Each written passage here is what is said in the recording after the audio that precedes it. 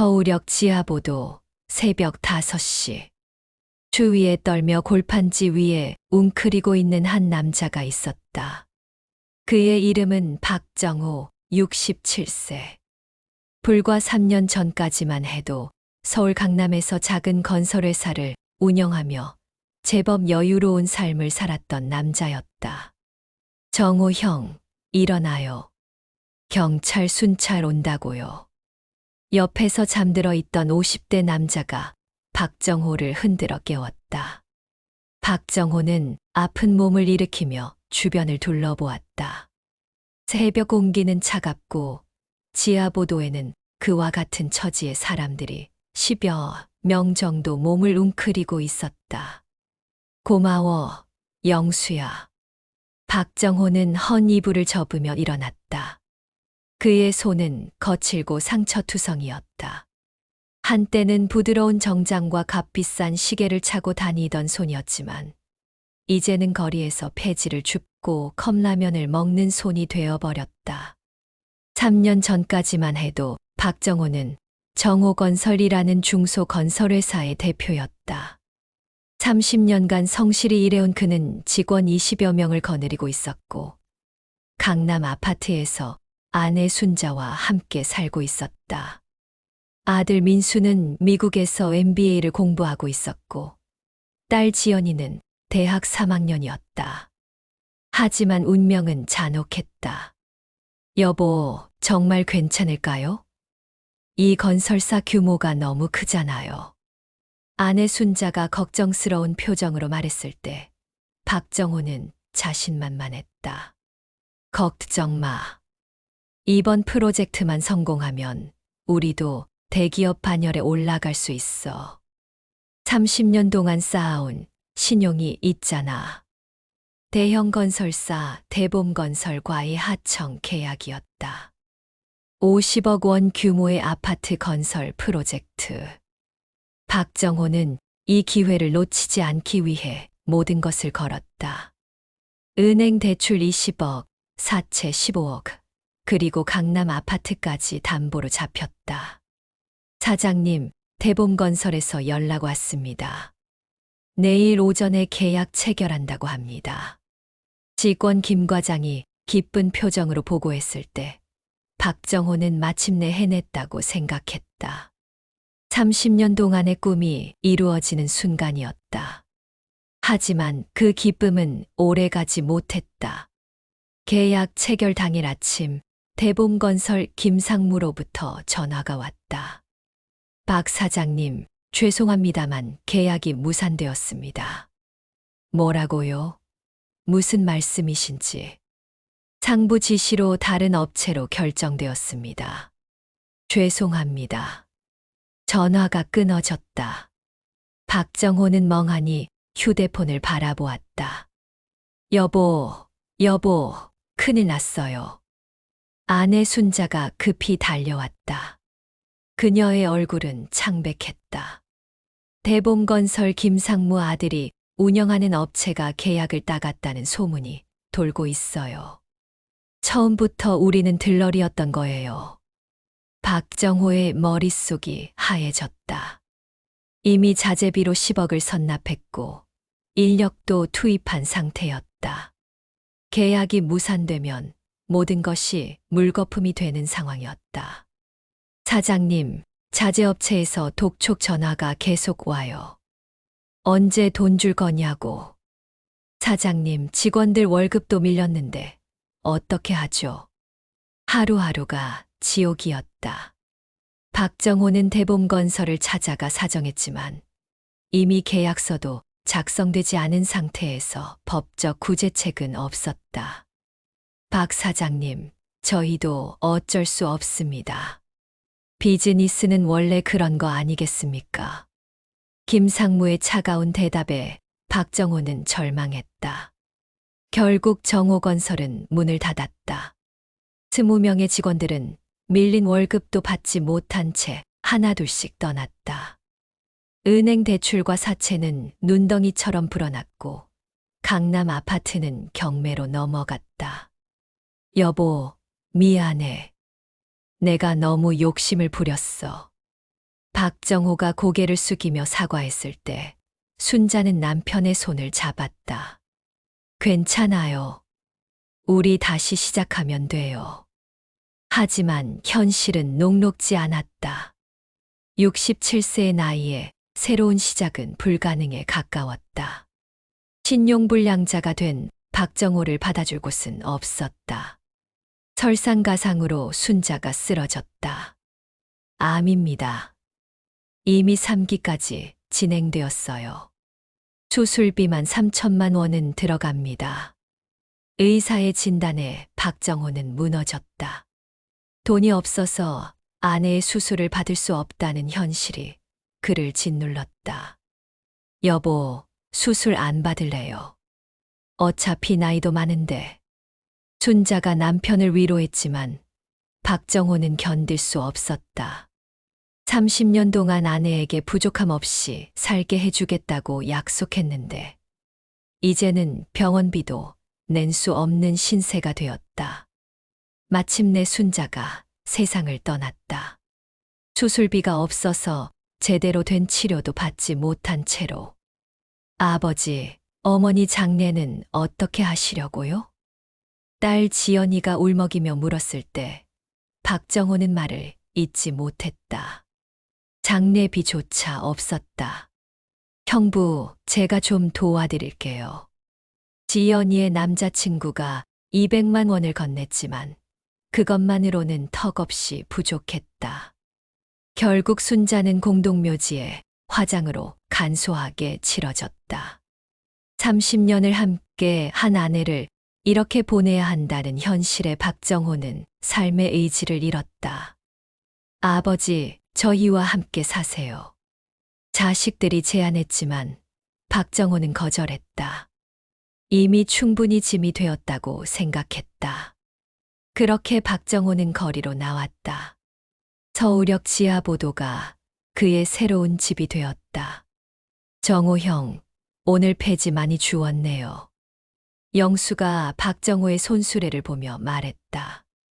그 안에는 하루 종일 주운 폐지와 캔이 들어있었다. 이거 팔면 10,000원 정도 될 것 같아. 박정호는 쓴웃음을 지었다. 한때는 하루에 100만 원씩 벌던 사람이 이제는 10,000원이면 하루를 버틸 수 있는 돈이 되었다. 정호 형은 정말 대단해요. 저도 회사 운영했었는데 망하고 나서 술로 세월 보내고 있거든요. 형처럼 폐지라도 주우면서 살아갈 의지가 없어요. 영수의 말에 박정호는 고개를 저었다. 의지라고 할 것도 없어. 그냥 죽지 못해서 사는 거지. 그날 밤 박정호는 골판지 위에 누워 하늘을 바라보았다. 차가운 바람이 불어왔지만 마음은 더 차갑했다. 순자야, 미안해. 내가 너무 부족한 남편이었어. 너를 지켜주지 못해서 미안해. 눈물이 뺨을 타고 흘렀다. 67세 노인의 눈물은 차가운 지하보도 바닥에 스며들었다. 그때 누군가가 다가왔다. 아저씨, 이거 드세요.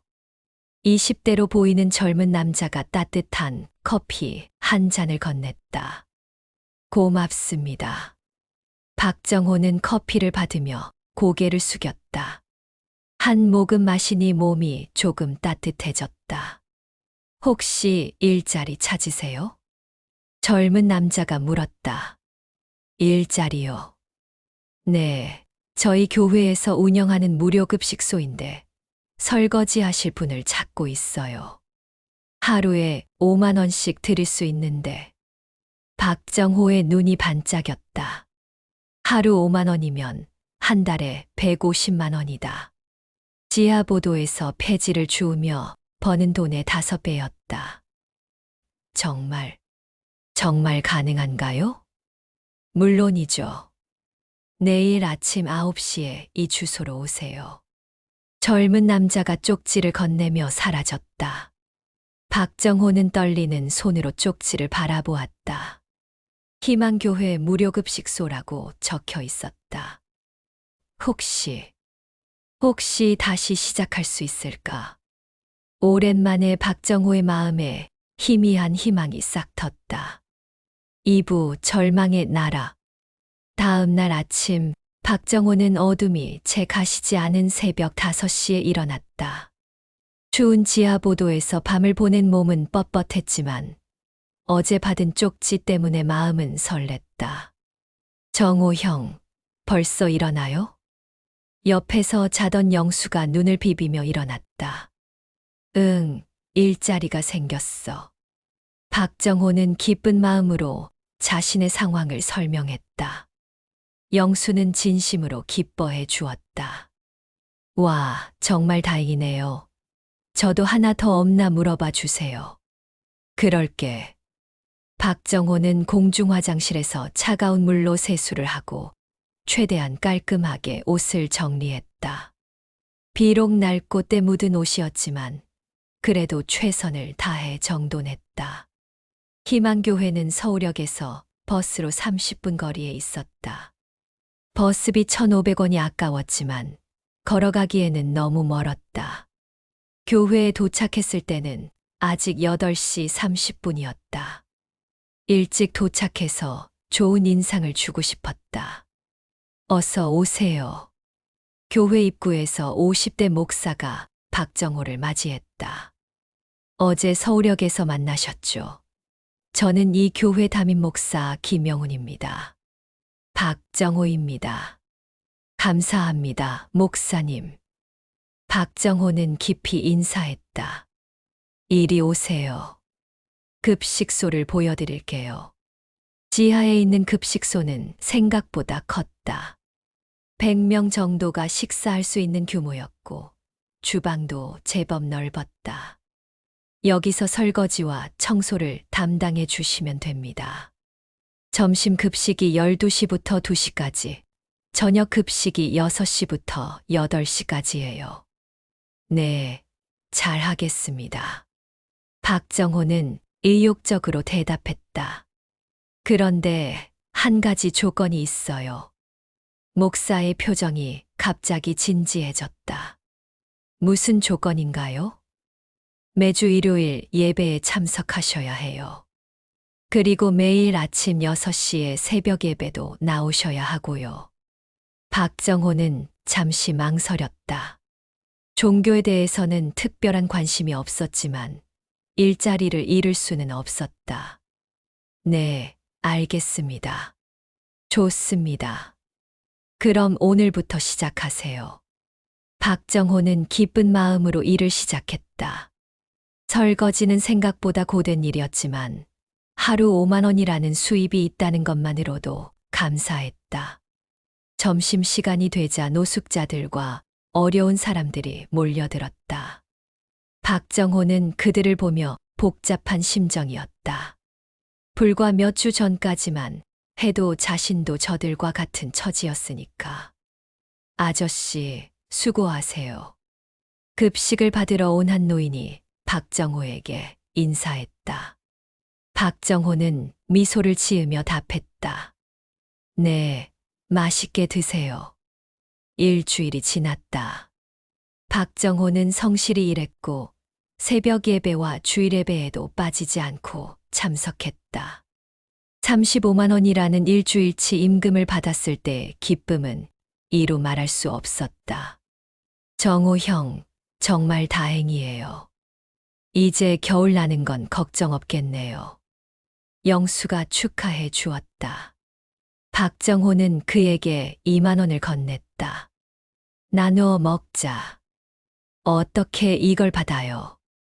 형이 어렵게 번 돈인데. 괜찮아. 서로 도우며 살아야지. 그런데 문제가 생겼다. 박정호 씨, 잠깐 이야기 좀 할까요? 한 달이 지난 어느 날, 김 목사가 박정호를 불렀다. 네, 목사님. 예배 태도에 대해서 이야기하고 싶어서요. 박정호는 무슨 말인지 몰라 어리둥절했다. 저는 성실히 참석하고 있는데요. 참석은 하고 계시지만 마음이 따라오지 않는 것 같아요. 찬송도 제대로 안 부르시고 헌금도. 헌금요. 박정호는 당황했다. 하루 5만 원 받는 사람에게 헌금까지 요구하는 것인가? 물론 많은 금액을 요구하는 것은 아니에요. 하지만 최소한의 성의는 보여야 하지 않을까요? 하루 수입의 10분의 1 정도는. 그럼 하루에 5천 원씩 헌금하라는 말씀이신가요? 그 정도면 적당하죠. 하나님께 드리는 것이니까. 박정호는 말을 잃었다. 하루 5만 원 중에서 5천 원을 헌금으로 내면 실제 수입은 4만 5천 원이다. 거기서 세금까지 떼면 4만 원 정도밖에 남지 않는다. 하지만 일자리를 잃을 수는 없었다. 알겠습니다. 그렇게 또 한 달이 지났다. 박정호는 매일 5천 원씩 헌금했고 새벽 예배와 주일 예배에 빠지지 않고 참석했다. 그런데 어느 날 충격적인 진실을 알게 되었다. 정호야, 자네 너무 순진한 거 아닌가? 급식소에서 만난 다른 노숙자 할아버지가 박정호를 불렀다. 무슨 말씀이신지. 이 교회 목사 말이야. 사실은 정부 지원금으로 급식소 운영하는 거야. 한 달에 몇 천만 원씩 나오는데 그 돈으로 자네한테 150만 원 주고도 수백만 원이 남는다고. 박정호는 믿을 수 없었다. 그럴 리가요. 내가 거짓말 할 이유가 있나? 이 동네에서 20년 살았는데 다 아는 일이야. 그리고 자네가 내는 헌금도 목사 주머니로 들어가고 있어.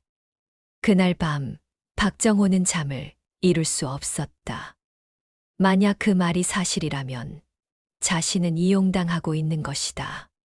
며칠 후 박정호는 우연히 목사실에서 전화 통화를 엿듣게 되었다. 응, 이번 달도 정부 지원금 3천만 원 들어왔어. 인건비는 150만 원이면 충분하고 나머지는. 하하하. 박정호의 가슴이 무너졌다. 정말로 자신이 이용당하고 있었던 것이다. 목사님. 박정호가 목사실 문을 두드렸다. 아, 박 집사님. 무슨 일이세요? 제가 집사인가요? 물론이죠. 한 달 넘게 성실히 봉사하고 계시잖아요. 그럼 급식소 운영비가 얼마나 드는지 알 수 있을까요? 목사의 표정이 급격히 굳어졌다. 왜 그런 걸 알려고 하시나요? 궁금해서요. 제가 하는 일의 가치를 알고 싶어서요. 그런 건 집사님이 알 필요 없습니다. 그냥 주어진 일만 하시면 돼요. 박정호는 더 이상 참을 수 없었다. 목사님, 정부 지원금이 한 달에 3천만 원 들어온다면서요. 목사의 얼굴이 새하얗게 변했다. 누가 그런 말을 했습니까? 사실이니까 아무 말도 못하는 거죠. 박정호 씨, 당신 지금 무슨 말을 하는 건가요? 저를 이용하지 마세요. 저도 사람입니다. 이용이라니요? 일자리를 제공해 드렸는데 감사하지는 못할 망정. 감사요. 3천만 원 중에서 150만 원 주고 2천만 원 넘게 착복하는 분이 감사하라고요? 목사가 벌떡 일어났다. 박정호 씨, 당신 지금 목사를 모독하고 있는 거예요. 당장 나가세요. 네, 나가겠습니다. 이런 곳에서 일할 수 없어요. 박정호는 당당히 급식소를 나왔다. 하지만 막상 나오고 나니 절망스러웠다. 다시 거리로 돌아가야 한다는 현실이 그를 짓눌렀다. 그날 밤 서울역 지하보도. 정호 형, 일 그만뒀다고요? 영수가 놀란 표정으로 물었다. 응. 사기꾼들이었어. 박정호는 쓰디쓴 경험을 털어놓았다. 에이, 세상에 그런 목사가 어디 있어요?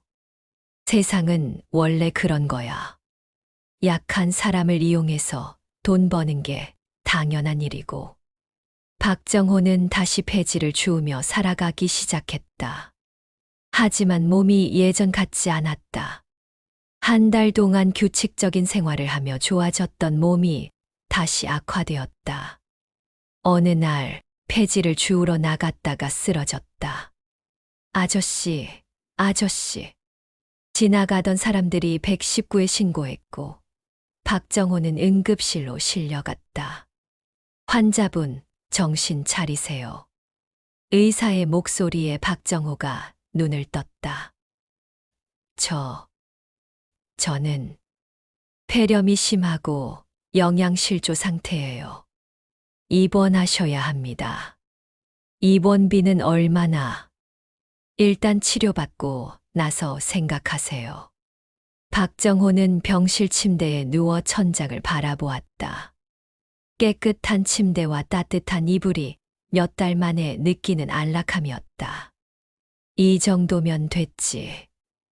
이제 그만 가고 싶어, 순자야. 박정호는 눈을 감았다. 더 이상 싸울 힘이 남아있지 않았다. 3부 뜻밖의 만남. 박정호가 병원 침대에서 눈을 뜬 것은 3일 후였다. 링거를 맞은 덕분에 몸의 기력이 조금 돌아온 상태였다. 아버지. 병실 문이 열리며 딸 지연이가 급하게 들어왔다. 그녀의 눈은 빨갛게 부어 있었다. 지연아.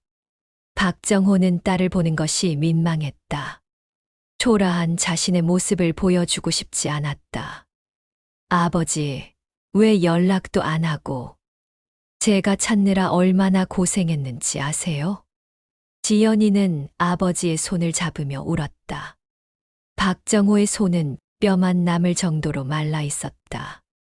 미안하다. 너희들한테 짐이 되고 싶지 않아서.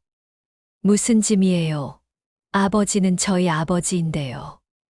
지연이는 눈물을 닦으며 말했다. 그나저나 어떻게 저를 찾았어? 응급실에서 신분증 확인하고 비상연락처로 전화했어요.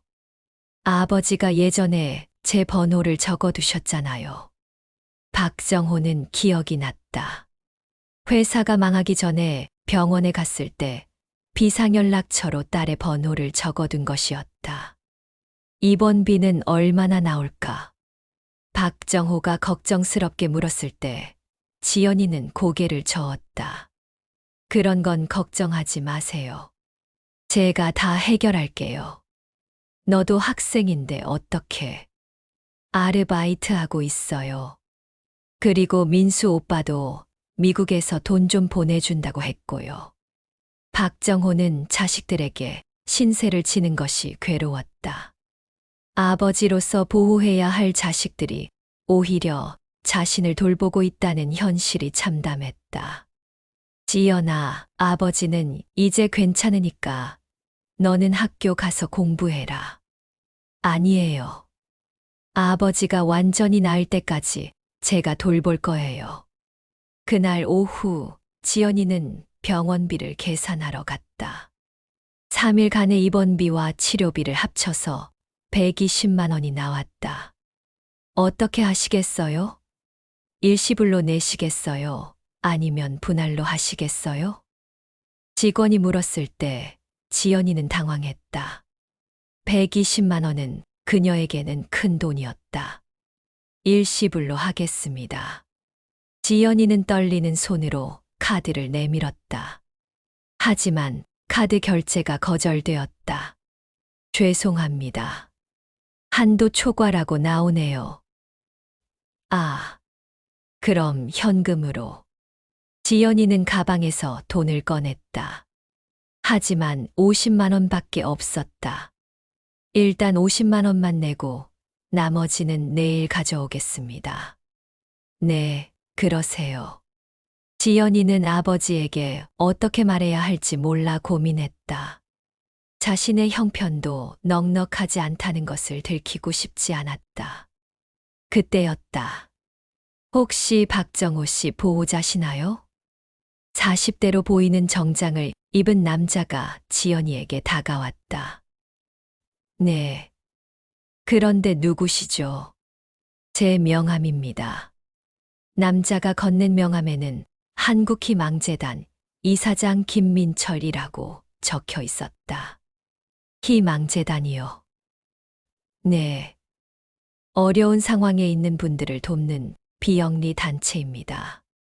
박정호 씨 이야기를 들었어서 찾아왔습니다. 지연이는 반가우면서도 의심스러웠다. 갑자기 나타난 낯선 사람이 아버지를 도와주겠다는 것이 선뜻 믿어지지 않았다. 어떻게 저희 아버지를 아시는데요? 병원 사회복지사를 통해서 알게 되었습니다. 사업 실패로 노숙자가 된 분들을 돕는 프로그램이 있거든요. 김민철은 친근한 미소를 지으며 설명했다. 저희 재단에서 박정호 씨의 병원비를 지원하고 퇴원 후에는 일자리도 알선해 드릴 수 있습니다. 정말인가요? 지연이의 눈에 희망의 빛이 떠올랐다. 물론입니다. 다만 몇 가지 절차가 필요하죠. 재산 상태 조사라든지 가족 관계 확인이라든지. 네, 무엇이든 하겠습니다. 지연이는 기쁜 마음으로 동의했다. 그럼 일단 병원비부터 해결해 드리겠습니다. 김민철은 카드를 꺼내 계산대로 향했다. 그리고 남은 70만 원을 순식간에 결제했다. 감사합니다. 정말 감사합니다. 지연이는 고개를 숙여 인사했다. 천만에요. 서로 돕고 살아야죠. 김민철은 지연이에게 서류 봉투를 건넸다. 이 서류들을 작성해서 내일까지 저에게 가져다 주세요. 그럼 본격적인 지원을 시작할 수 있습니다. 네, 알겠습니다. 지연이는 기쁜 마음으로 아버지 병실로 향했다. 아버지, 좋은 소식이 있어요. 박정호는 딸의 밝은 표정을 보며 의아해했다. 무슨 일이야? 지연이는 김민철과의 만남을 자세히 설명했다. 박정호는 믿기지 않는다는 표정으로 들었다. 정말 그런 재단이 있을까? 네, 명함도 있고요. 병원비도 벌써 다 내줬어요. 박정호는 복잡한 심정이었다. 감사한 마음도 있었지만 한편으로는 의심스럽기도 했다. 세상에 공짜는 없다는 것을 뼈저리게 경험했기 때문이다. 지연아, 세상 일이 그렇게 쉽지 않아. 조심해야 해. 아버지, 이미 병원비도 내주셨는데 무슨 조심이에요. 좋은 분들도 있는 거예요. 다음 날 지연이는 김민철을 만나기 위해 한국희망재단 사무실을 찾았다. 강남의 고급 오피스텔에 위치한 사무실은 생각보다 작았지만 깔끔했다. 어서 오세요. 서류는 다 작성하셨나요? 네, 여기 있습니다. 지연이는 아버지의 모든 상황을 솔직하게 작성한 서류를 건넸다. 사업 실패 과정, 현재의 경제 상황, 가족 관계 등이 모두 상세히 기록되어 있었다. 김민철은 서류를 꼼꼼히 검토했다. 상황이 정말 어려우시네요. 하지만 희망은 있습니다. 어떤 도움을 받을 수 있나요? 일단 박정호 씨가 완전히 회복되실 때까지 의료비를 지원하고 퇴원 후에는 주거 문제를 해결해 드리겠습니다. 그리고 나이에 맞는 적당한 일자리도 알선해 드리고요. 정말 감사합니다. 어떻게 보답해야 할지. 보답은 나중에 박정호 씨가 다시 일어서시면 그때 생각하세요. 김민철의 말에 지연이는 눈물이 났다.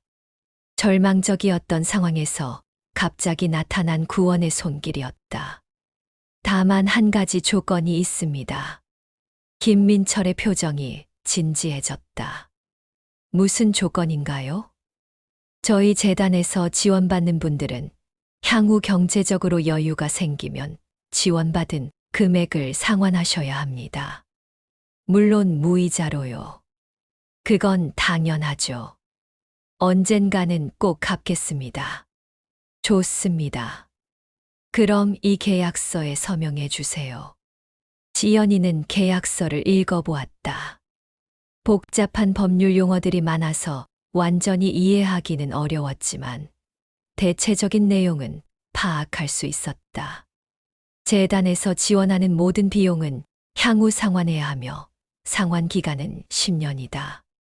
만약 상환하지 못할 경우 담보물에 대한 권리를 재단이 가진다. 담보물이라는 것은 뭔가요? 현재로서는 담보물이 없으니까 걱정하지 마세요. 형식적인 조항일 뿐입니다. 김민철의 설명에 지연이는 안심하고 서명했다.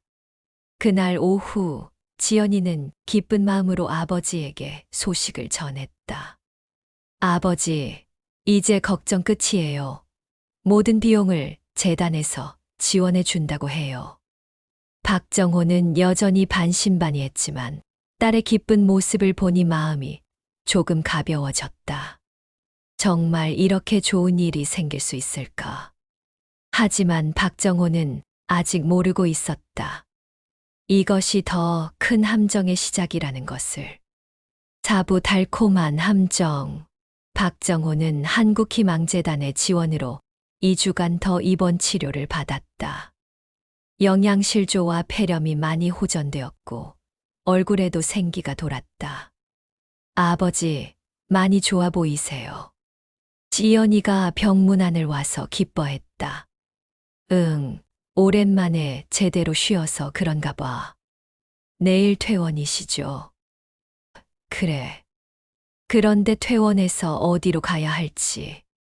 박정호는 걱정이 앞섰다. 설마 다시 서울역 지하보도로 돌아갈 수는 없는 노릇이었다. 걱정하지 마세요. 김 이사장님이 모든 걸 준비해 놓으셨어요. 그때 병실 문이 열리며 김민철이 들어왔다. 박정호 씨, 퇴원 축하드립니다. 감사합니다. 이사장님 덕분에 새 생명을 얻었습니다. 박정호는 깊이 고개를 숙였다. 좋습니다. 이제 새로운 시작을 해야죠. 일단 주거 문제부터 해결하겠습니다.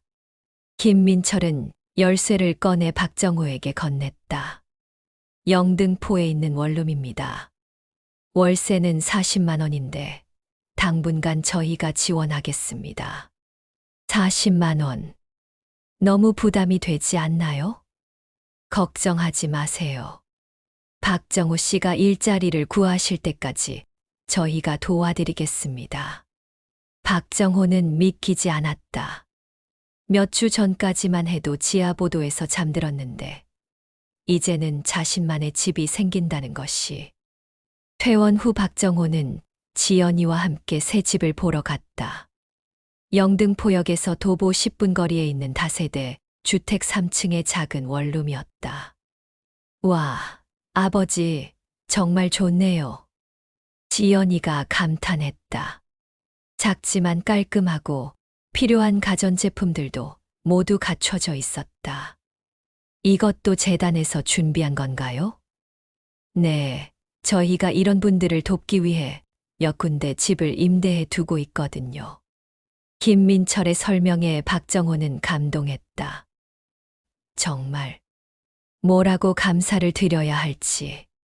감사는 나중에 하시고 이제 일자리를 찾아봐야죠. 김민철은 서류 봉투를 하나 더 꺼냈다. 여기 몇 군데 일자리 정보가 있습니다. 나이를 고려해서 무리하지 않은 일자리들로 골랐어요. 박정호는 서류를 받아보았다. 아파트 관리사무소 경비원, 대형마트 주차 관리원, 학교 급식실 보조원 등이 적혀 있었다. 급여는 어느 정도 되나요? 월 150만 원에서 180만 원 정도입니다. 나이를 생각하면 나쁘지 않은 조건이죠. 박정호는 고개를 끄덕였다. 지하보도에서 폐지를 주우며 하루 10,000원도 벌기 어려웠던 것을 생각하면 월 150만 원은 거의 기적 같은 일이었다. 그럼 내일부터 면접을 보러 다니겠습니다. 좋습니다. 그리고 이것은 당분간 생활비로 쓰세요. 김민철은 봉투를 하나 더 건넸다. 안에는 50만 원이 들어 있었다. 이것까지 너무 많이 도와주시는 것 같은데 괜찮습니다. 박정호 씨가 다시 일어서는 게 목적이니까요. 그날 밤 박정호는 자신만의 집에서 처음으로 잠을 청했다. 따뜻한 이불 속에서 천장을 바라보며 감회가 새로웠다. 춘자야, 보고 있니? 우리 다시 희망이 생겼어. 며칠 후 박정호는 한 아파트 단지의 관리사무소 경비원으로 취직했다. 월급은 160만 원이었고 일은 그리 어렵지 않았다. 박정호 씨, 일 배우는 게 빠르시네요. 관리소장이 칭찬했다. 감사합니다. 열심히 하겠습니다. 박정호는 성실히 일했다. 출입 차량 관리, 방문자 접수, 야간 순찰 등 주어진 업무를 꼼꼼히 해냈다. 한 달이 지나고 첫 월급을 받았을 때 박정호는 가장 먼저 김민철에게 연락했다. 이사장님, 첫 월급 받았습니다. 축하드립니다. 이제 본격적으로 자립하실 수 있겠네요. 네, 이제부터 조금씩 갚아 나가겠습니다. 아직은 괜찮습니다. 좀 더 안정되면 그때 생각해요. 김민철의 배려에 박정호는 더욱 감사했다. 2개월, 3개월이 흘렀다. 박정호의 생활은 안정되었다. 월급 160만 원 중에서 월세 40만 원을 내고 생활비 80만 원을 쓰고 나머지 40만 원은 저축했다. 몇 달 만에 100만 원 넘게 모을 수 있었다. 아버지, 정말 많이 좋아지셨네요. 지연이가 찾아와서 반가워했다. 응, 다 김 이사장님 덕분이야. 이제 제가 걱정할 필요 없겠어요. 아버지도 다시 건강해지시고 일도 안정적이고. 박정호는 딸의 말에 뿌듯했다. 비록 늦었지만 다시 아버지 역할을 할 수 있게 되었다. 그런데 6개월이 지난 어느 날 김민철로부터 연락이 왔다. 박정호 씨, 만나서 이야기할 게 있습니다. 네, 언제든지 괜찮습니다. 다음 날 박정호는 김민철의 사무실을 찾았다. 그동안 잘 지내셨나요? 네, 덕분에 아주 안정적으로 살고 있습니다. 좋습니다. 그런데 한 가지 의논할 게 있어서 불렀습니다. 김민철의 표정이 평소보다 진지해 보였다. 무슨 일인가요? 사실 저희 재단 사정이 좀 어려워졌습니다. 어떻게 된 건가요? 정부 지원금이 삭감되고 후원금도 줄어들어서. 그래서 지원받으시는 분들께 조금씩 상환을 시작해 달라고 부탁드리려고 합니다. 박정호는 고개를 끄덕였다.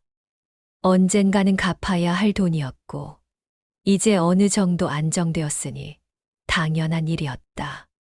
얼마 정도 갚으면 될까요? 지금까지 지원받으신 금액을 계산해 보니까 총 800만 원 정도 됩니다. 800만 원이요? 박정호는 놀랐다. 병원비와 월세, 생활비 등을 더하면 그 정도가 될 수도 있겠다 싶었다. 월 40만 원씩 20개월에 걸쳐서 갚으시면 됩니다. 부담스러우시면 기간을 더 늘릴 수도 있고요. 아니요, 월 40만 원 정도는 가능합니다. 박정호는 계산해 봤다. 월급 160만 원에서 40만 원을 갚으면 120만 원이 남는다. 월세 40만 원과 생활비 80만 원을 빼면 딱 맞았다. 그럼 다음 달부터 시작하겠습니다. 감사합니다. 그런데 한 가지 더 부탁이 있습니다. 무엇인가요? 김민철이 또 다른 서류를 꺼냈다. 상환 보장을 위해서 담보를 설정해야 합니다. 담보요? 네, 형식적인 절차입니다. 박정호 씨 신용으로는 보통 금융기관에서 대출을 받기 어려우니까 그 대신 미래 소득에 대한 담보를 설정하는 거예요. 박정호는 서류를 읽어보려 했지만 복잡한 법률 용어들 때문에 이해하기 어려웠다. 정확히 어떤 의미인가요? 간단합니다. 만약 상환하지 못할 경우 박정호 씨의 급여에서 자동으로 차감할 수 있도록 하는 동의서입니다. 그 정도면 괜찮네요. 박정호는 별다른 의심 없이 서명했다. 어차피 갚을 돈이고 자신은 성실히 일하고 있으니 문제 없다고 생각했다. 하지만 박정호는 몰랐다. 그 서류에는 함정이 숨어 있다는 것을. 오부 진실의 무게. 박정호가 김민철과 담보 계약을 체결한 지 한 달 후 첫 번째 상환이 시작되었다. 월급 160만 원에서 40만 원을 갚고 나니 생활이 다소 빠듯해졌지만 그래도 견딜만 했다. 아버지, 너무 무리하지 마세요. 지연이가 걱정스럽게 말했다. 괜찮아. 빚은 갚아야지. 박정호는 대수롭지 않게 대답했다. 그런데 3개월째 되던 어느 날 예상치 못한 일이 벌어졌다. 박정호 씨, 잠깐 이야기 좀 할까요? 관리소장이 박정호를 사무실로 불렀다. 네, 무슨 일이신가요? 어떻게 말씀드려야 할지. 한국희망재단이라는 곳에서 연락이 왔어요. 박정호의 가슴이 쿵했다. 무슨 연락을요? 박정호 씨 급여에 대한 가압류 신청이 들어왔다고 하네요. 가압류요? 네, 급여의 70%를 압류한다고 합니다. 법적 절차라서 저희도 어쩔 수 없어요. 박정호는 믿을 수 없었다. 성실히 갚고 있는데 왜 갑자기 가압류를 하는 건지 이해할 수 없었다. 소장님, 제가 돈을 안 갚은 것도 아닌데. 저도 잘 모르겠어요. 직접 연락해서 확인해 보세요. 박정호는 급히 김민철에게 전화했다. 이사장님, 갑자기 가압류가 무슨 일인가요? 아, 박정호 씨. 그게 사정이 좀 복잡해졌습니다. 김민철의 목소리가 평소와 달랐다. 어떻게 복잡해진 거죠? 재단 회계 감사 결과 박정호 씨가 지원받은 금액이 800만 원이 아니라 2천만 원으로 밝혀졌습니다. 2천만 원이요? 박정호는 어이가 없었다. 처음에는 800만 원이라고 하셨잖아요? 죄송합니다. 계산 착오가 있었나 봅니다. 그리고 지연 기간에 대한 이자도 추가되고. 이자요? 무이자라고 하셨는데. 기본적으로는 무이자가 맞습니다. 하지만 연체가 발생하면 이자가 부과됩니다. 연체요? 저는 한 번도 연체한 적 없는데요. 서류를 다시 확인해 보니 상환 시작일이 원래는 6개월 전이었어야 합니다. 그런데 저희가 유예해 드린 거죠. 그 기간이 연체로 처리된 겁니다. 박정호는 머리가 복잡해졌다. 말이 계속 바뀌고 있었다. 그럼 정확히 얼마를 갚아야 하는 건가요? 현재까지 총 2,500만 원입니다. 2,500만 원? 박정호는 현기증이 났다. 월급 160만 원으로 2,500만 원을 어떻게 갚는단 말인가? 이사장님, 이건 말이 안 됩니다. 처음 계약할 때와 완전히 다르잖아요. 박정호 씨, 계약서를 다시 읽어보세요. 모든 조건이 명시되어 있습니다. 박정호는 집에 돌아가서 계약서를 다시 꺼내봤다. 복잡한 법률 용어로 쓰여진 내용을 천천히 읽어보니 정말로 이자 조항과 연체료 조항이 있었다. 하지만 이런 내용은 김민철이 설명해 주지 않았던 부분이었다. 다음 날 박정호의 급여에서 70%인 112만 원이 압류되었다. 손에 남은 것은 48만 원뿐이었다. 월세 40만 원을 내고 나면 8만 원밖에 남지 않았다. 이걸로 어떻게 살아? 박정호는 절망했다. 8만 원으로는 한 달을 버틸 수 없었다. 급한 대로 지연이에게 도움을 요청했다. 아버지, 무슨 일이에요? 지연아, 미안하다. 당분간 생활비를 좀 도와줄 수 있을까? 박정호는 상황을 설명했다. 지연이는 믿을 수 없다는 표정이었다. 사기 아니에요. 이건 명백한 사기라고요. 나도 그런 것 같은데. 계약서에는 분명히 써 있더라. 아버지, 변호사님께 상담받아 봐야 해요. 하지만 변호사 상담비도 만만치 않았다. 30분 상담에 10만 원이라는 돈은 현재 박정우에게는 큰 돈이었다. 그렇게 한 달이 지났다. 지연이의 도움으로 겨우 생활을 유지했지만 이런 상황이 계속될 수는 없었다. 더 큰 문제는 따로 있었다. 가압류된 112만 원으로도 빚이 줄어들지 않고 있었다.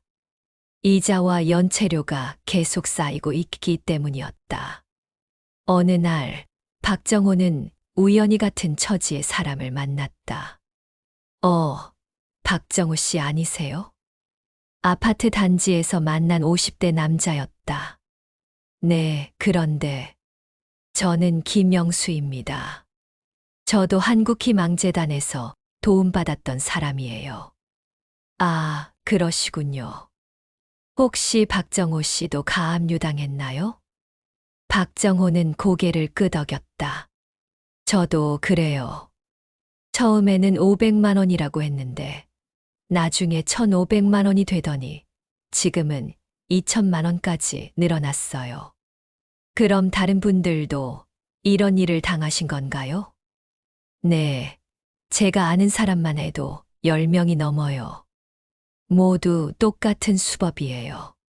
박정호는 충격받았다. 자신만 당한 일이 아니었던 것이다.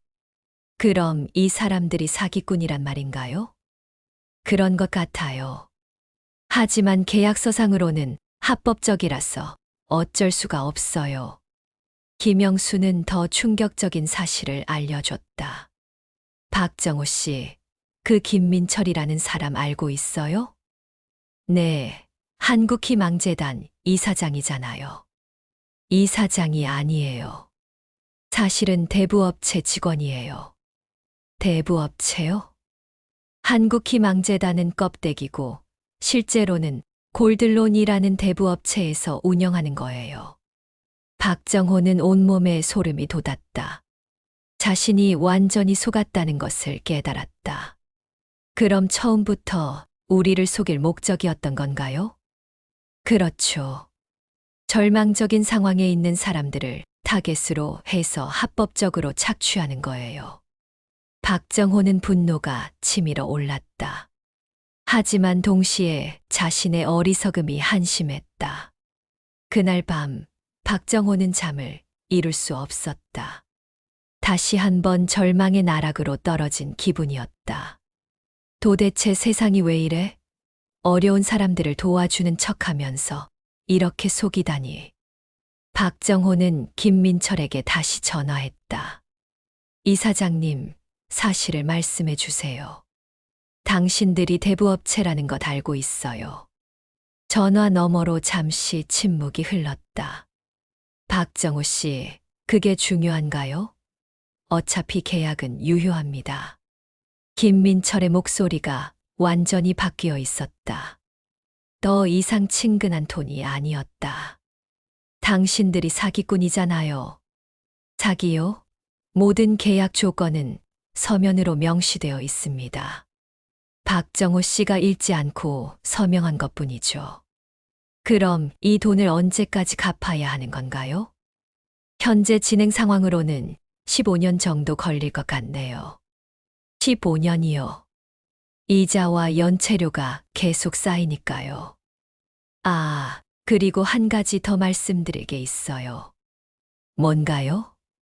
박정호 씨가 만약 3개월 이상 연체하면 계약서에 따라 추가 담보를 요구할 수 있습니다. 추가 담보요? 네, 보증인을 세우든지 아니면 가족의 소득을 담보로 제공하든지. 박정호는 전화를 끊었다. 더 이상 들을 수 없었다. 그들은 박정호뿐만 아니라 지연이까지 노리고 있었던 것이다. 6부 마지막 희마. 박정호는 김민철과의 통화 후 며칠 동안 식음을 전폐했다. 15년 동안 갚아야 한다는 현실, 그리고 딸까지 연루될 수 있다는 공포가 그를 짓눌렀다. 아버지, 밥이라도 드세요. 지연이가 죽을 끓여와도 박정호는 손을 대지 않았다. 지연아, 아버지가 너를 위험에 빠뜨렸구나.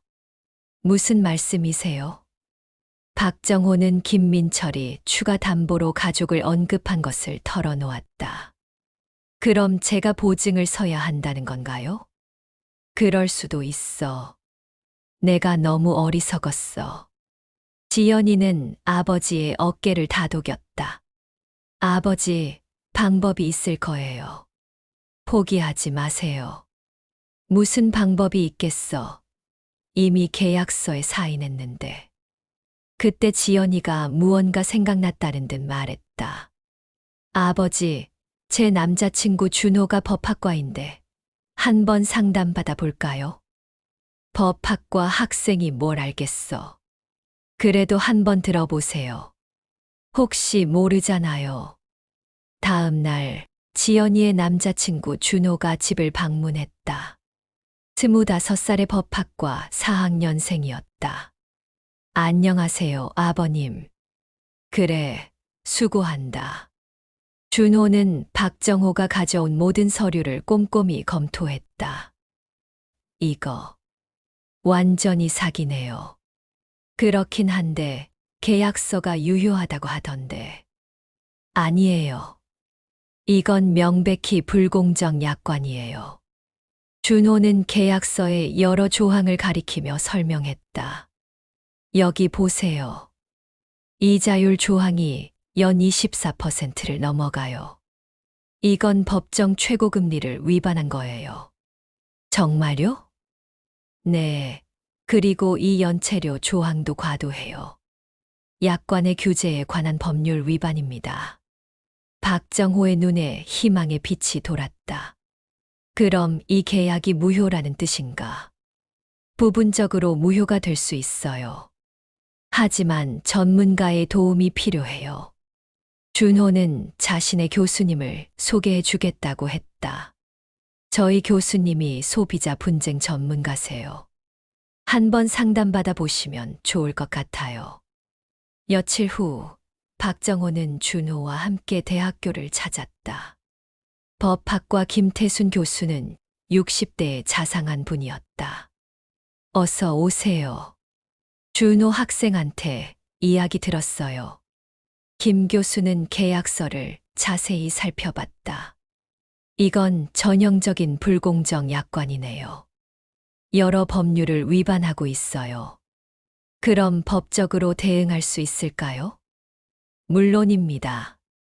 하지만 시간과 비용이 많이 들어요. 김 교수는 현실적인 문제를 지적했다.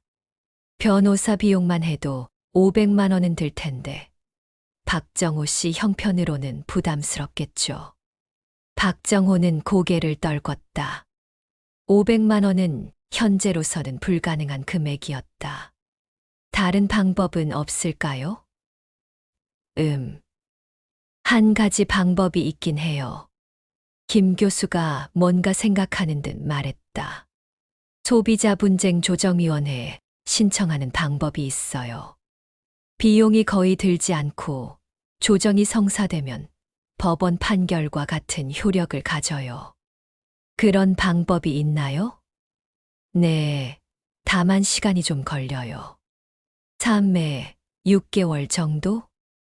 박정호는 고민했다.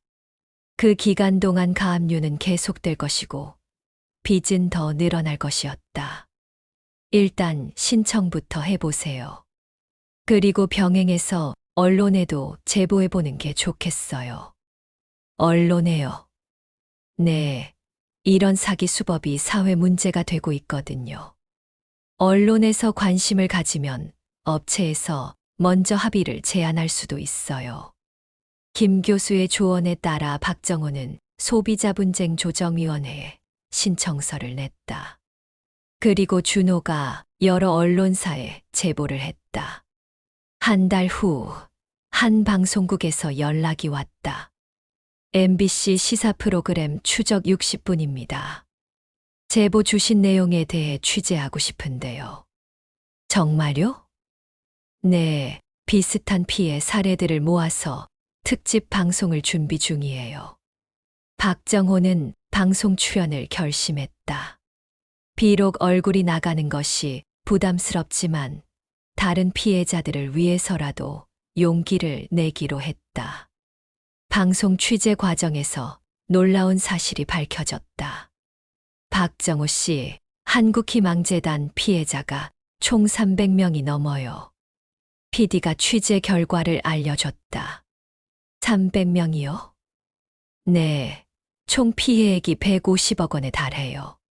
그런데 더 놀라운 건 이 업체가 10년 넘게 이런 식으로 영업해 왔다는 거예요. 박정호는 분노했다. 자신과 같은 피해자가 이렇게 많다는 것이 믿기지 않았다.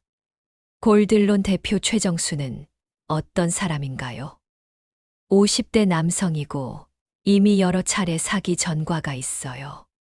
하지만 계속 법의 빈틈을 이용해서 이런 사업을 해왔죠. 방송이 나간 후 사회적 반향이 컸다. 시청자들의 분노가 빗발쳤고 국정감사에서도 이 문제가 다뤄졌다. 그리고 예상대로 골들론에서 먼저 연락이 왔다. 박정호 씨, 김민철입니다. 뭔 일이에요? 방송 나온 것 때문에 연락드려요. 합의할 의향이 있으시면. 합의요? 네, 원금 800만 원만 받고 나머지는 포기하겠습니다. 박정호는 준호와 상의한 후 답했다. 아니요. 원금도 줄 이유가 없어요. 당신들이 한 일이 사기잖아요. 박정호 씨, 너무 강경하게 나오시면 곤란해요. 우리도 할 수 있는 게 있거든요. 협박하는 건가요? 협박이 아니라 사실을 말하는 거죠. 계약은 아직 유효해요. 하지만 박정호는 더 이상 두렵지 않았다. 언론의 관심과 시민들의 지지가 힘이 되었다. 며칠 후 더 큰 변화가 일어났다. 아버지, 큰일 났어요. 지연이가 급히 달려왔다. 왜 그래? 골들론 대표가 구속됐어요. 뉴스에 나왔어요. 정말로 최정수가 사기 혐의로 구속되었다. 10년간의 범행이 드디어 밝혀진 것이다. 그럼 이제 우리 빚도 없어지는 건가요? 아직 확실하지 않아요. 하지만 희망이 생겼어요. 박정호는 김 교수에게 연락했다. 교수님, 배표가 구속됐는데 계약은 어떻게 되나요? 회사가 해산되면 채권이 무효가 될 가능성이 높아요. 그리고 피해자들에게 일부 배상이 이뤄질 수도 있고요. 정말로 한 달 후 골들론은 해산되었고 박정호의 빚은 법적으로 소멸되었다. 뿐만 아니라 피해자 구제 기금에서 300만 원의 배상금도 받을 수 있었다. 아버지, 정말 다행이에요. 지연이가 기뻐했다. 응, 이제야 정말 새 출발할 수 있겠다. 박정호는 깊은 한숨을 내쉬었다. 긴 악몽이 드디어 끝났다. 7부 새로운 시작. 골들론 사건이 해결된 후 박정호의 삶은 다시 안정을 찾기 시작했다. 가압류가 풀리면서 월급 160만 원을 온전히 받을 수 있게 되었고 배상금 300만 원도 생활 안정에 큰 도움이 되었다. 아버지, 이제 정말 걱정 없겠어요. 지연이가 안도의 표정을 지었다. 그래, 이제는 정말 새 출발이야. 박정호는 그동안의 일들을 돌이켜보며 감회가 새로웠다. 사업 실패로 거리에 나앉았던 것부터 사기를 당한 것까지 모든 것이 악몽 같았다. 하지만 이제는 달랐다. 안정적인 일자리가 있고 딸과의 관계도 회복되었다. 무엇보다 다시 삶의 의지를 찾았다. 정호야, 잘 됐네. 아파트 단지에서 만난 김영수가 축하해 주었다. 그도 같은 시기에 문제가 해결되었다. 우리가 포기하지 않아서 다행이야. 맞아. 끝까지 버텨서 이긴 거지. 박정호는 일에 더욱 성실히 임했다. 관리소장도 그의 근무 태도를 높이 평가했다. 박정호 씨, 이번에 주간관리소장으로 승진하시겠어요? 승진이요. 네. 야간 근무는 그만하고 낮에만 근무하시면 돼요. 월급도 200만 원으로 올려드리고요. 박정호는 기뻤다. 월급이 40만 원 오르면 생활이 훨씬 여유로워질 것이었다. 감사합니다. 열심히 하겠습니다. 승진 후 박정호의 일상은 더욱 안정되었다. 낮에만 근무하니 저녁에는 지연이와 함께 시간을 보낼 수 있었다. 아버지, 요즘 정말 좋아 보이세요. 그래, 일도 안정적이고 너랑도 자주 만날 수 있고 오랜만에 행복한 것 같아. 어느 날 박정호는 뜻밖의 소식을 들었다. 정호 형, 혹시 들었어요? 서울역 지하보도에서 같이 지냈던 영수 말이에요. 영수가 어떻게 됐는데 어떤 사업가가 영수를 도와줘서 지금 편의점 운영하고 있대요. 정말. 박정호는 반가웠다. 자신과 함께 어려운 시절을 보냈던 영수가 잘 되었다니 기뻤다. 주소 알아요? 한번 찾아가고 싶은데. 며칠 후 박정호는 영수가 운영하는 편의점을 찾았다. 영등포구에 있는 작은 편의점이었지만 깔끔하게 정리되어 있었다. 정호 형. 영수가 박정호를 보고 깜짝 놀랐다. 영수야, 잘 지내고 있었구나. 형도 많이 좋아 보이네요. 그때보다 정말 건강해지셨어요. 두 사람은 오랜만에 만나 그동안의 이야기를 나눴다. 형, 제가 이렇게 편의점 할 수 있게 된 것도 어떤 분 덕분이에요. 누가 도와줬는데. 한 건설회사 사장님인데 우연히 제 사연을 들으시고 도와주셨어요. 영수는 자신을 도와준 사람에 대해 설명했다. 그분도 옛날에 어려웠던 시절이 있으셨대요. 그래서 저희 같은 사람들을 도와주신다고 하시더라고요. 박정호는 그 이야기를 들으며 생각했다. 세상에는 악한 사람들도 있지만 진심으로 도움을 주는 사람들도 있다는 것을. 영수야, 나도 언젠가는 다른 사람들을 도울 수 있는 사람이 되고 싶어. 형도 충분히 그럴 수 있을 거예요. 그날 밤 박정호는 혼자서 생각에 잠겼다. 자신이 겪었던 어려움들, 그리고 도움을 받았던 경험들. 그 모든 것이 자신을 더 성숙한 사람으로 만들었다는 생각이 들었다. 순자야, 나 이제 정말 달라졌어. 예전의 박정호가 아니야. 며칠 후 박정호는 지연이에게 제안했다. 지연아, 아버지가 매달 50만 원씩 저축해서 너 대학원 학비를 보태줄까? 아버지, 괜찮아요. 제가 장학금 받을 수 있을 것 같아요. 아니야. 아버지가 그동안 너한테 신세 많이 졌잖아. 이제는 내가 도와야지. 지연이는 눈물이 났다. 아버지가 다시 아버지답게 되었다는 것이 고마웠다. 고마워요, 아버지. 박정호는 또 다른 계획을 세웠다. 매달 30만 원씩 따로 모아서 어려운 사람들을 돕는 기금을 만들기로 했다. 나도 누군가에게 도움이 되는 사람이 되자. 6개월이 지났다. 박정호는 꾸준히 저축하며 안정적인 생활을 이어갔다. 그리고 마침내 자신이 세운 목표를 달성할 수 있는 기회가 왔다. 아저씨, 도와주세요. 아파트 단지에서 만난 50대 남성이 박정호에게 사정했다. 무슨 일이신가요? 제가 당뇨 합병증으로 일을 못하게 됐는데 아들 학비가 부족해서요. 100만 원만 빌려주시면. 박정호는 그 사람의 사정을 자세히 들어보았다. 정말로 어려운 상황이었다. 알겠습니다. 도와드리겠어요. 박정호는 그동안 모아둔 180만 원 중 100만 원을 그 사람에게 건넸다. 언제까지 갚으라는 건 아니에요. 형편이 나아지면 그때 생각하세요. 정말 감사합니다.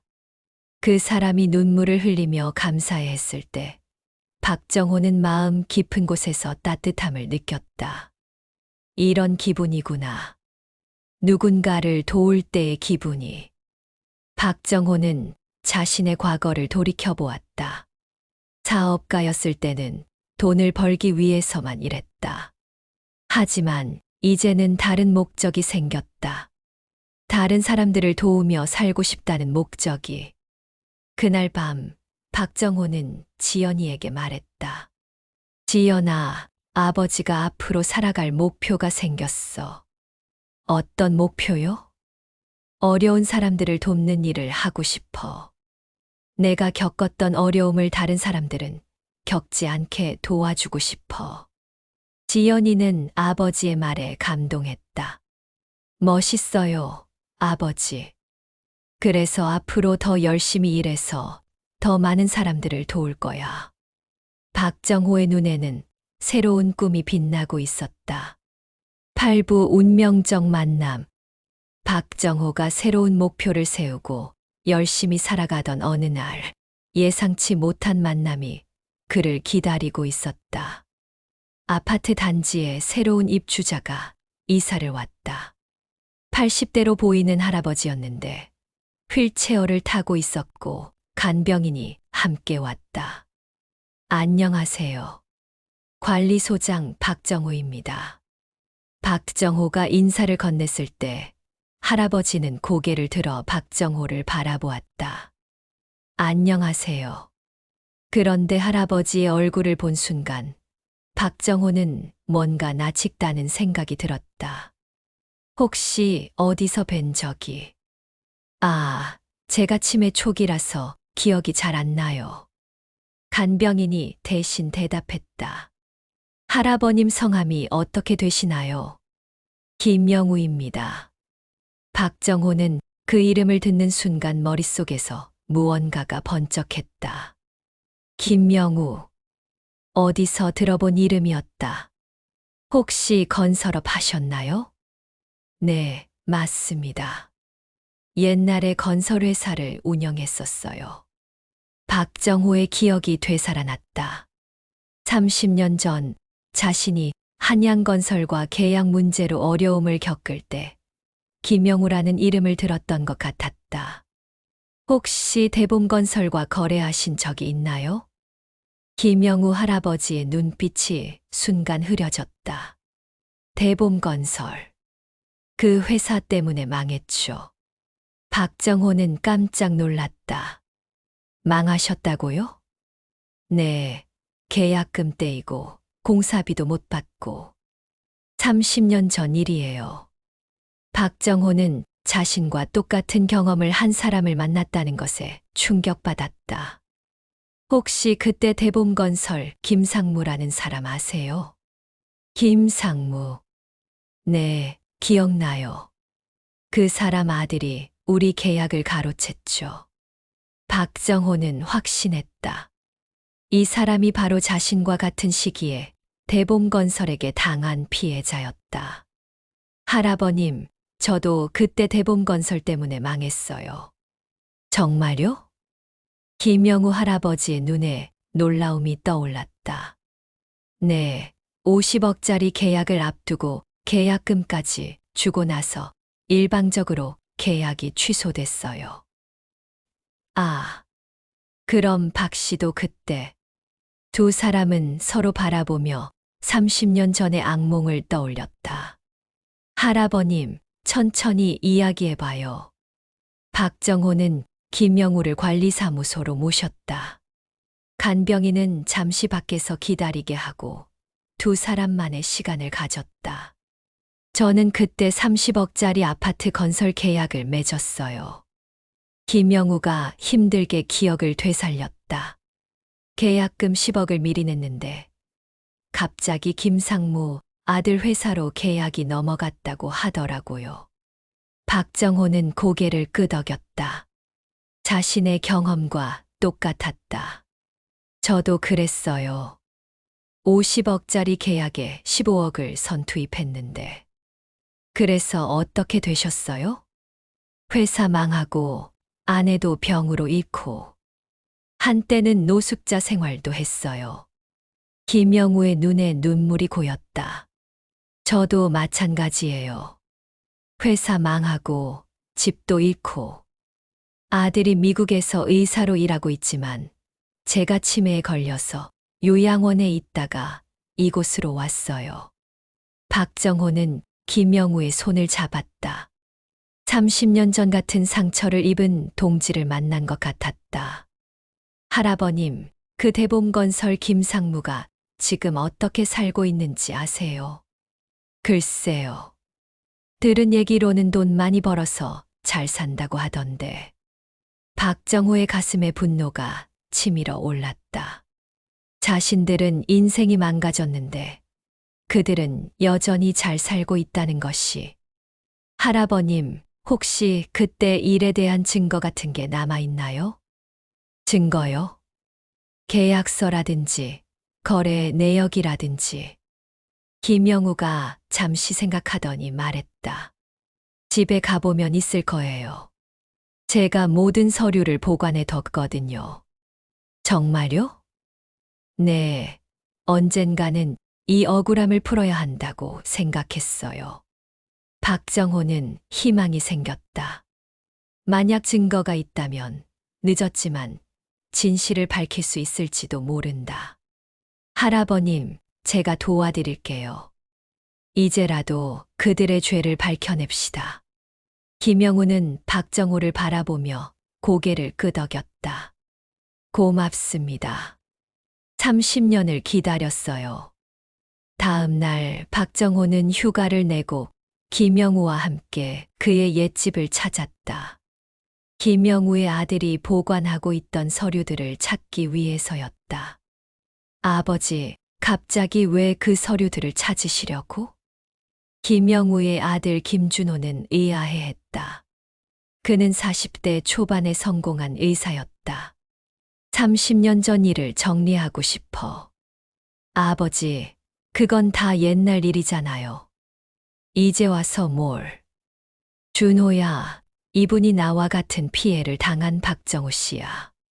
김준호는 박정호를 바라보며 인사했다. 안녕하세요. 안녕하세요. 아버님을 도와드리고 싶어서 왔습니다. 김준호는 여전히 이해하지 못하는 표정이었지만 아버지의 부탁을 들어주기로 했다. 서류들은 다락방에 있어요. 잠깐만 기다리세요.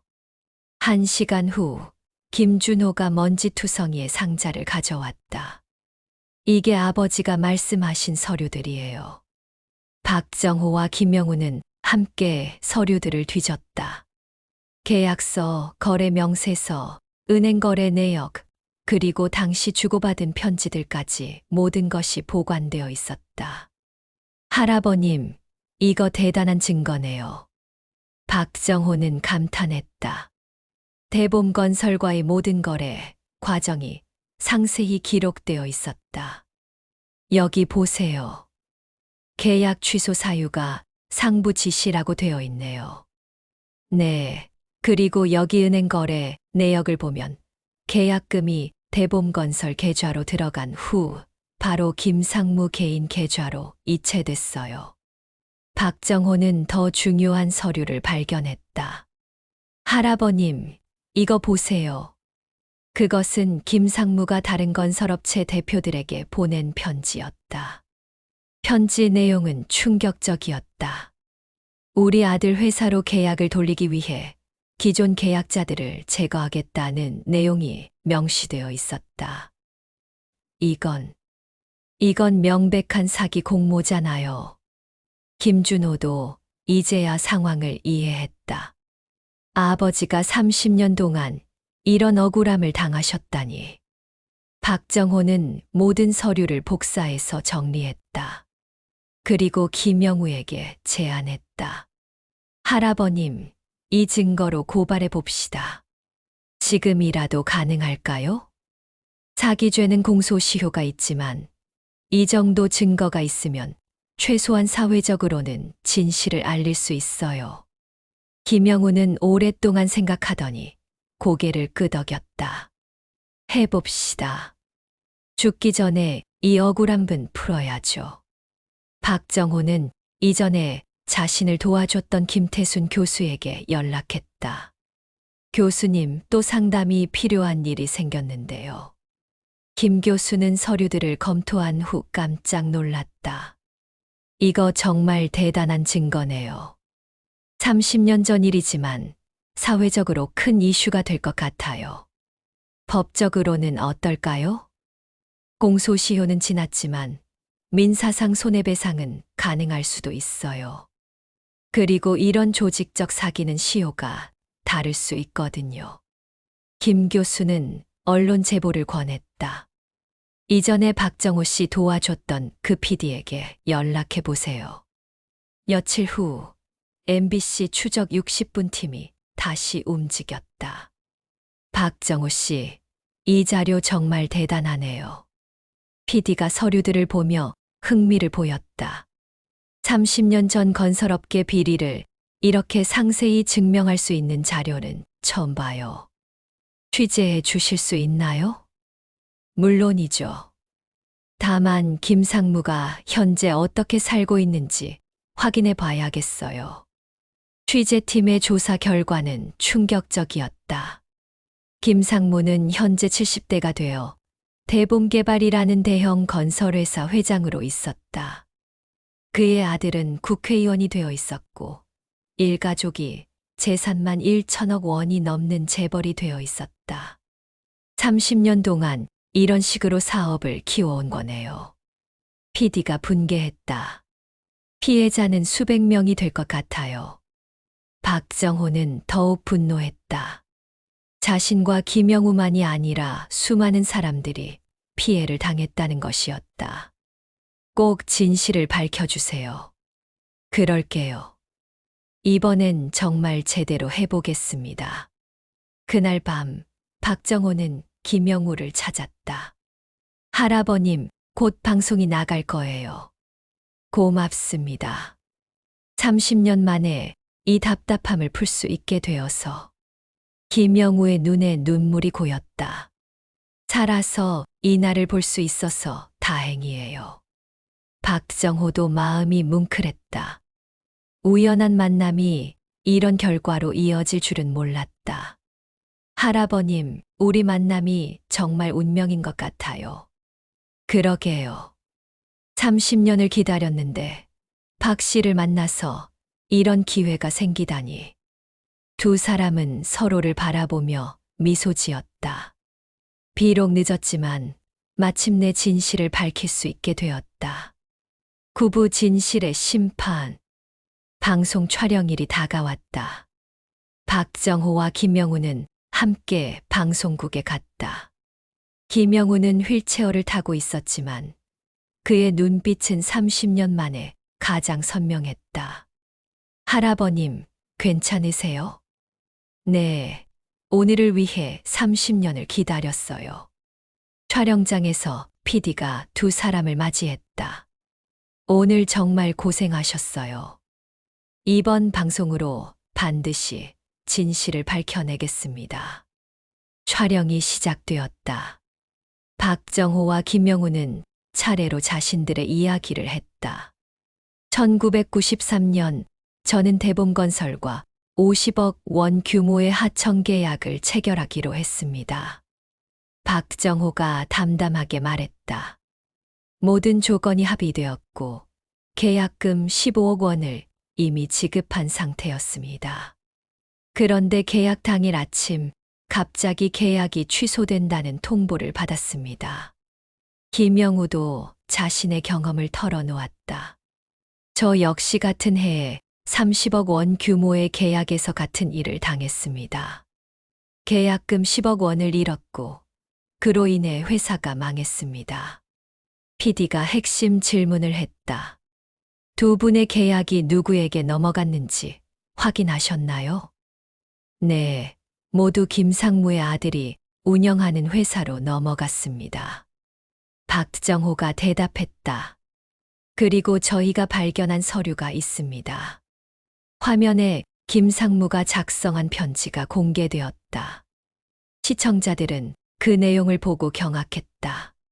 기존 계약자들을 제거하고 우리 아들에게 계약을 넘기는 것이 목표라는 내용이 명시되어 있었다. 이건 명백한 조직적 사기입니다. 법률 전문가가 출연하여 해설했다. 30년 전 일이지만 이 정도 증거가 있으면 민사상 손해배상 청구는 충분히 가능합니다. 방송이 끝난 후 사회적 반향이 엄청났다. 시청자들의 분노가 빗발쳤고 온라인에서는 대봄개발 불매운동이 시작되었다. 더 놀라운 것은 다른 피해자들이 줄줄이 나타났다는 것이었다. 저도 당했어요. 우리 아버지도 같은 일을 당했어요. 방송 후 일주일 만에 피해자가 100명을 넘어섰다. 피해 규모는 500억 원에 달했다. 국정감사에서도 이 문제가 다뤄졌다. 30년 동안 이런 조직적 사기가 계속되었다는 것은 우리 사회의 구조적 문제입니다.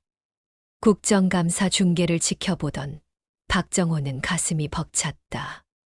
할아버님 보고 계세요. 국정감사에서까지 우리 이야기가 나오고 있어요. 김영우는 눈물을 닦으며 고개를 끄덕였다. 고맙습니다. 정말 고마워요. 그런데 며칠 후 예상치 못한 일이 벌어지다. 박정호 씨, 대봄개발 측에서 연락이 왔습니다. 변호사가 박정호에게 연락했다.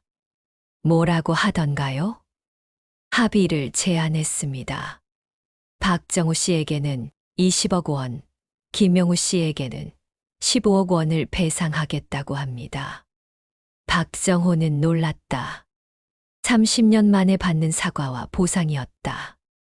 다른 피해자들은 어떻게 하겠다는 건가요? 그들도 마찬가지로 피해에게 200% 배상을 하겠다고 합니다. 박정호는 김영우와 상의했다.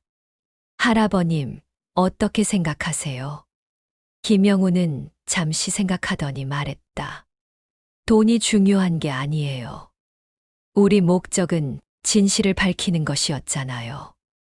그럼 합의를 거부하시겠어요? 아니요. 다른 피해자들을 생각해서라도 합의하는 게 좋을 것 같아요. 그들도 보상받을 권리가 있으니까. 박정호는 김영우의 말에 감동했다. 자신의 이익보다 다른 사람들을 먼저 생각하는 마음이 고마웠다. 그럼 조건을 달겠습니다. 박정호는 변호사에게 말했다. 대봄개발 측에서 공식적으로 사과하고 앞으로 이런 일이 없도록 시스템을 개선하겠다는 약속을 받아내 주세요.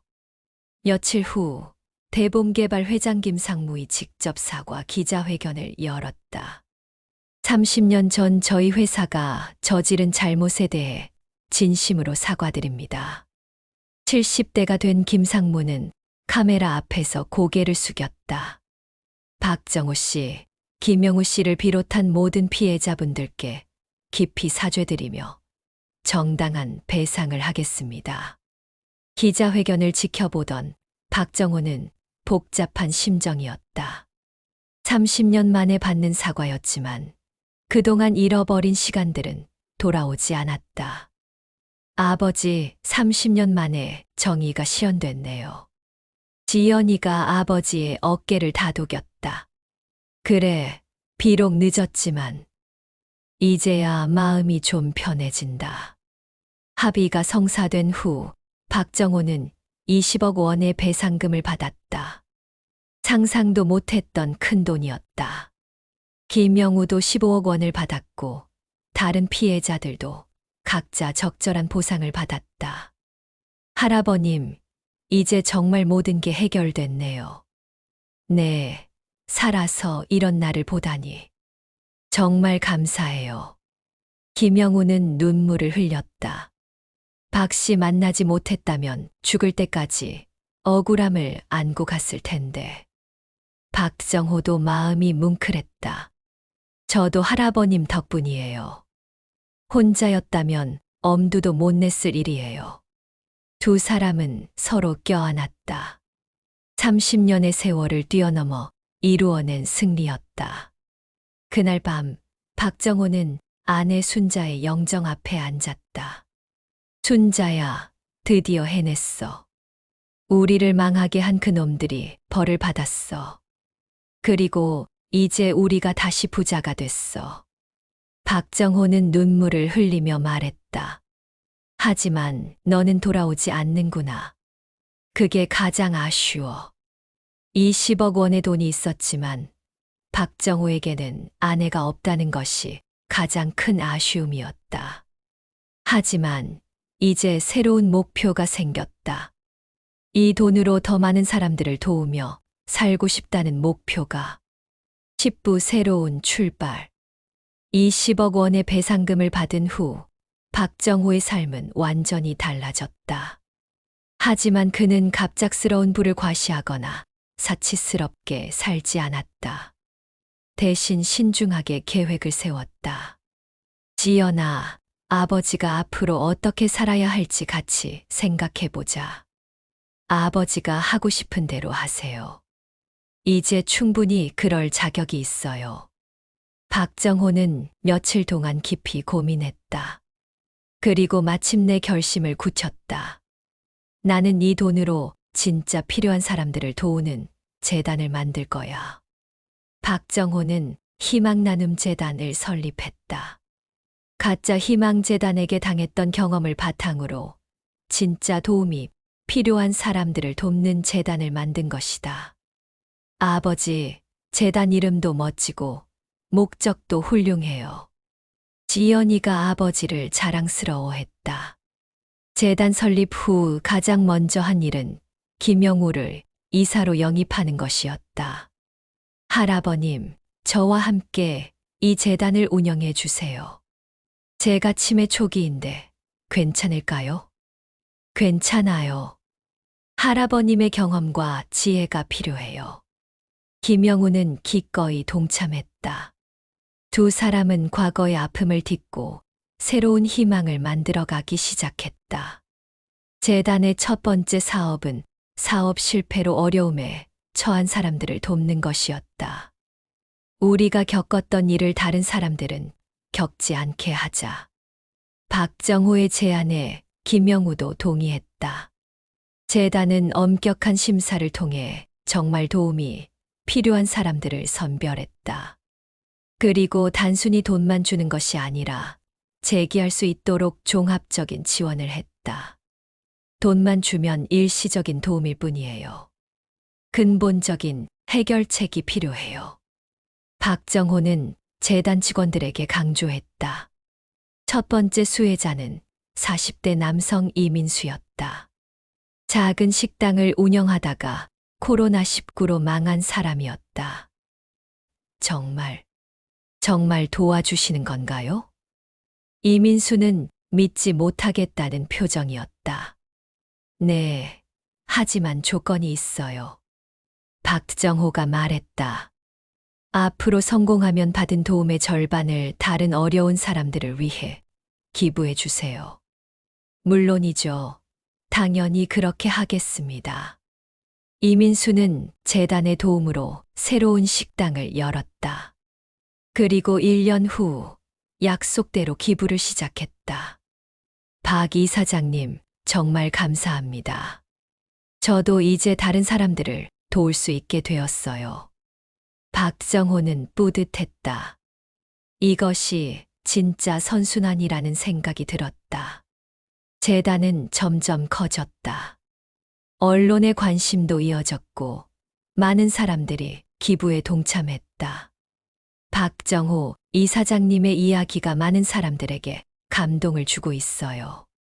방송국 PD가 후속 취재를 위해 찾아왔다.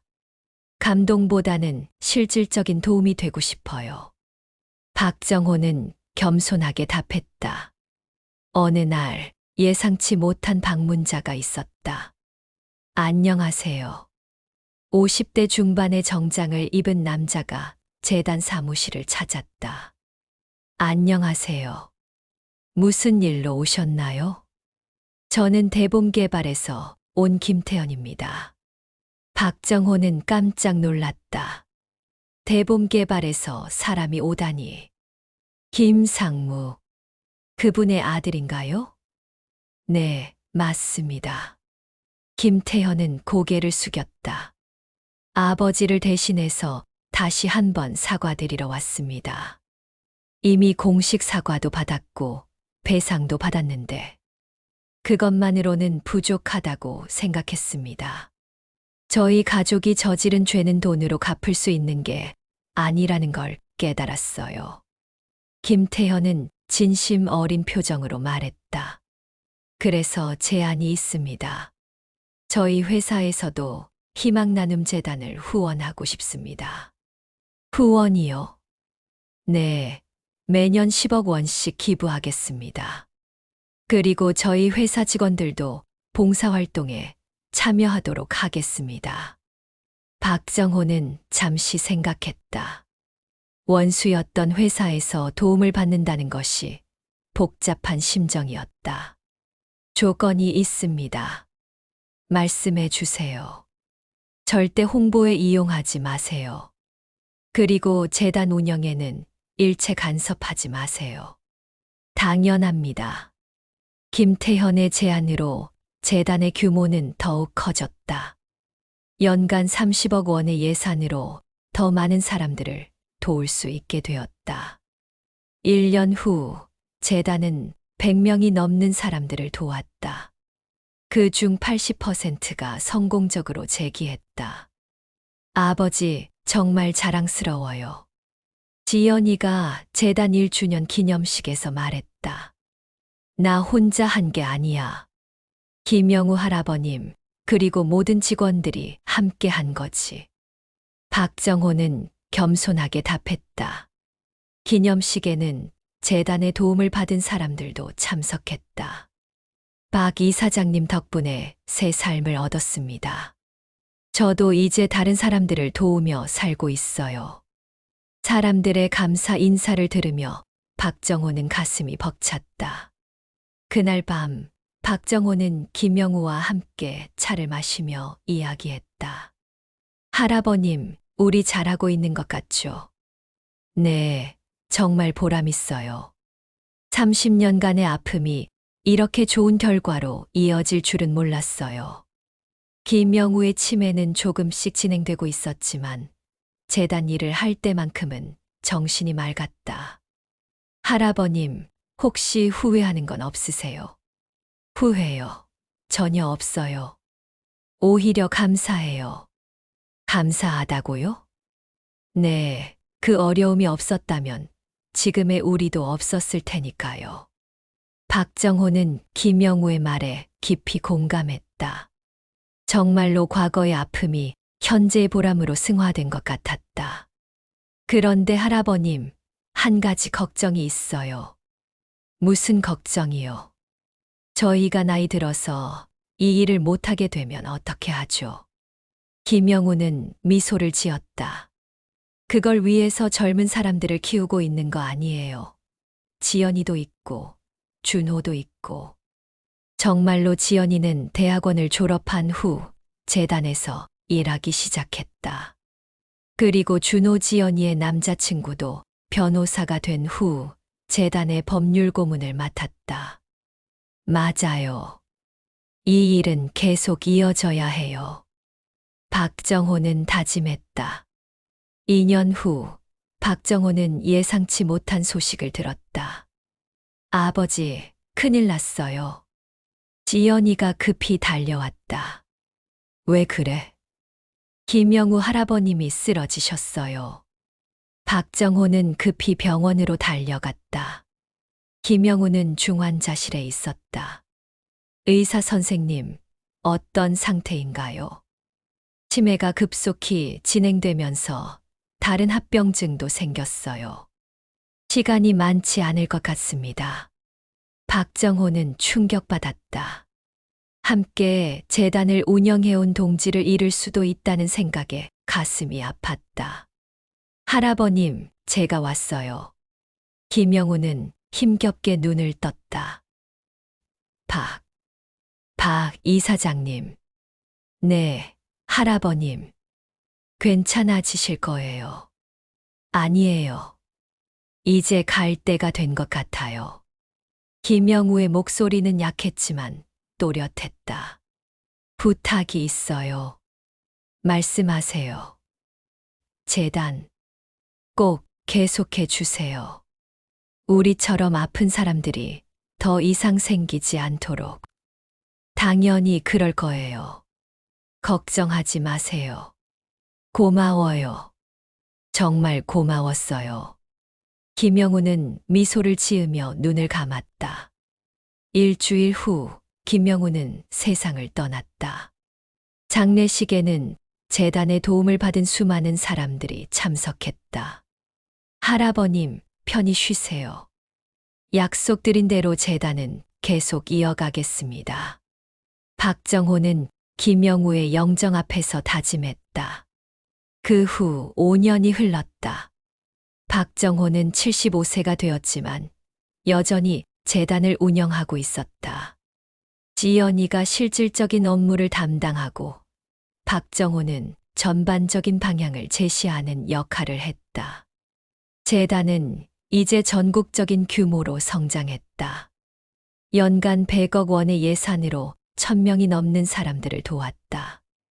어느 날 박정호는 서울역 지하보도를 다시 찾았다. 한때 자신이 살았던 그곳을. 아저씨, 이거 드세요. 박정호는 거기서 생활하는 노숙자들에게 따뜻한 음식을 나눠줬다. 고맙습니다. 한 노숙자가 고마워했다. 혹시 일자리 찾으세요? 박정호가 물었다. 일자리요. 저 같은 사람을 받아주는 곳이 있을까요? 있어요. 제가 운영하는 재단에서 도와드릴 수 있어요. 박정호는 희망나눔 재단 명함을 건넸다. 정말 가능한가요? 물론이죠. 저도 한때는 여기서 살았거든요. 노숙자는 믿지 못하겠다는 표정이었다. 진짜예요. 그때가 제 인생 최악의 시기였죠. 하지만 포기하지 않고 버텼더니 이렇게 다른 사람들을 도울 수 있게 되었어요. 박정호의 말에 노숙자의 눈에 희망의 빛이 떠올랐다. 저도 다시 시작할 수 있을까요? 당연하죠. 나이는 몇 살이세요? 60세입니다. 저는 67세에 다시 시작했어요. 60세면 아직 젊죠. 박정호는 웃으며 말했다. 집으로 돌아가는 길에 박정호는 순자의 영정이 있는 집을 들렀다. 순자야, 오늘 옛날 우리가 살던 곳에 다녀왔어. 박정호는 아내에게 하루 있었던 일을 들려줬다. 오늘도 한 사람에게 희망을 줄 수 있었어. 너도 기뻐하겠지? 영정 속의 순자는 여전히 따뜻한 미소를 짓고 있었다. 사랑해, 순자야. 천국에서 기다려줘. 할 일 다 마치고 갈게. 박정호는 아내의 영정에 키스를 했다. 그날 밤, 박정호는 일기를 썼다. 오늘로 재단 설립 7주년이 되었다. 지금까지 3,000명이 넘는 사람들을 도왔고, 그중 85%가 성공적으로 재기했다. 김영우 할아버님이 보시면 얼마나 기뻐하실까. 나는 이제 75세가 되었다.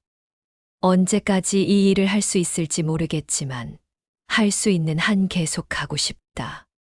내가 겪었던 아픔이 다른 사람들에게는 희망이 되기를 바란다.